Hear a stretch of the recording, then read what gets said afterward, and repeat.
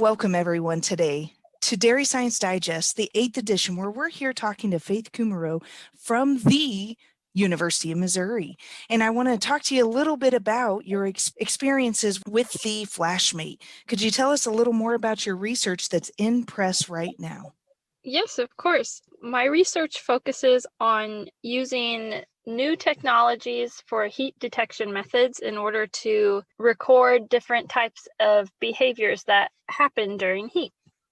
You bet. And so we're all looking for that cow in heat so that she can generate a pregnancy and keep us profitable. So tell me a little bit about how this Flashmate device works.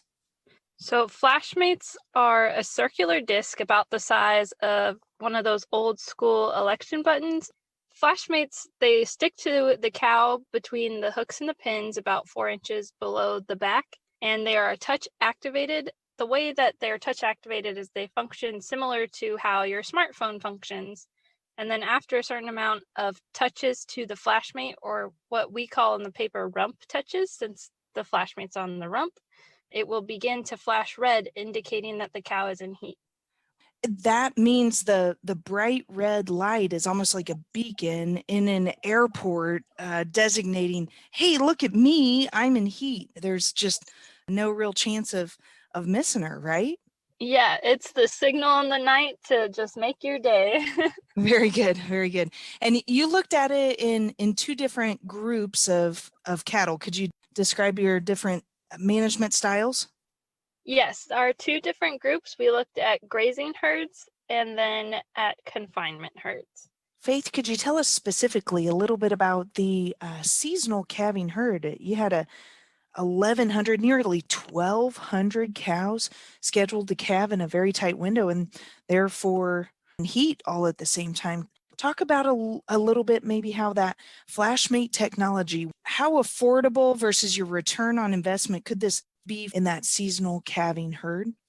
Based off of the prices and then the amount of loss that you can have on the product, I think that it is pretty affordable, especially for those that are doing seasonal breeding, whether you be grazing or confinement, because there are few confinement herds out there that work on seasonal breeding. But I would recommend this technology to farmers, but also they need to keep in mind to talk to their reproductive program specialists if they're interested in using this so they can maximize the value. Absolutely. You touched on something that I really wanted to ask you about. You said the word losses. What do you mean by losses? So sometimes, since the device sticks to the side of the cow, it can fall off, and there could be several different reasons. One of them could be the glue just doesn't dry enough before you put the device on, or if you are breeding in the season of the switch from winter to spring, your cows are shedding, and sometimes the device can come off when the hair is shed off. Oh, sure. Hair loss definitely could confound that for sure. Hmm. The group of animals that you worked with, were they synchronized for estrus already? Yes, they were synchronized and they were on various synchronization protocols depending on whether they were grazing or confinement. All right, Fayth. So all of the cows in your study were synchronized, but how do you think that this technology could be used to kind of work in addition to synchronization, perhaps? So an idea would be to put the flashmates on your fresh cows that are about 35 days once you're like starting to vaccinate them. And what you could do is you could put it on, and then that way you can see if she is beginning to cycle or if she is non-cycling, and that will kind of give you a better idea of how to help that cow reach the point you need her to be at. You bet, because the early lactation and estrus cows are going to be enrolled in a different synchronization program to be successful. And so that could help you make some decisions. Wonderful. Mhm. Yeah. Once she has that first cycling event, does does it reset? Does it turn off?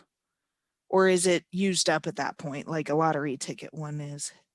Yeah, it resets after 24 hours, I believe, after it starts flashing. But it sounds like we should probably account for a few losses based on gluing protocol. Do you have any experience that you could share with them as far as what makes them most effective to not getting lost?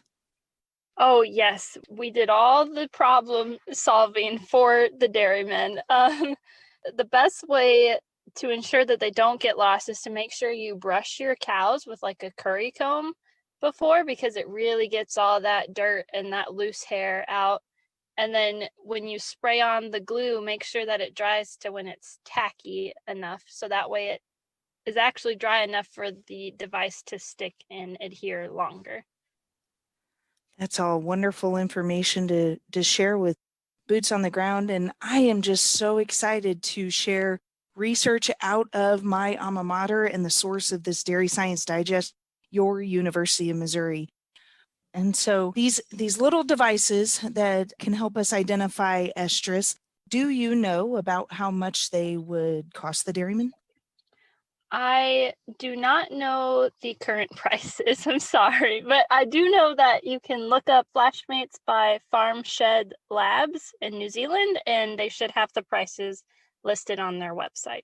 Is there any last notes that you'd like to share, like how this research could directly impact our boots on the ground dairy industry?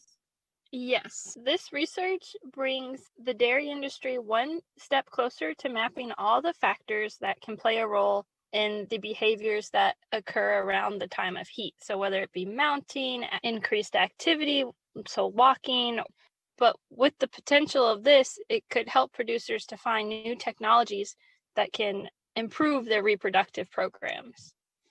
Absolutely, because getting that cow bred is the name of the game, isn't it? Just keeping her in that early stage of lactation is the most profitable place. All right, so what technologies are currently on the market that would work well for folks that are maybe looking to reduce an alliance to synchronization? So there are many technologies out there for farmers to use, but I recommend them talking to their reproductive program specialist if they are interested in using these technologies. The reason being is that it is important to remember that having proper data management and having proper adherence to protocols is going to make a huge difference when utilizing these technologies and gaining success in your reproductive program. Absolutely. And you really touched on an important point, compliance. That's huge. Well, Faith, this has been very informative. I want to thank you so much for your time and thank you for your research efforts that's taken years to complete and has much application to our dairy industry. And listeners, I applaud you for taking time out of your day today to learn more about the Flashmate technology, because it could result in more pregnancies for your herd. This has been the 8th edition of Dairy Science Digest, which is a monthly podcast project designed to bring the Journal of Dairy Science straight to your ears, highlighting only peer-reviewed research articles that are actively in press.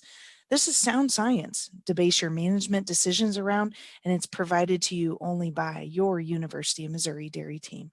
So be sure to like, share, and subscribe to get future editions straight to your cell phone. This is Reagan Bluell with the Dairy Science Digest, and I hope you have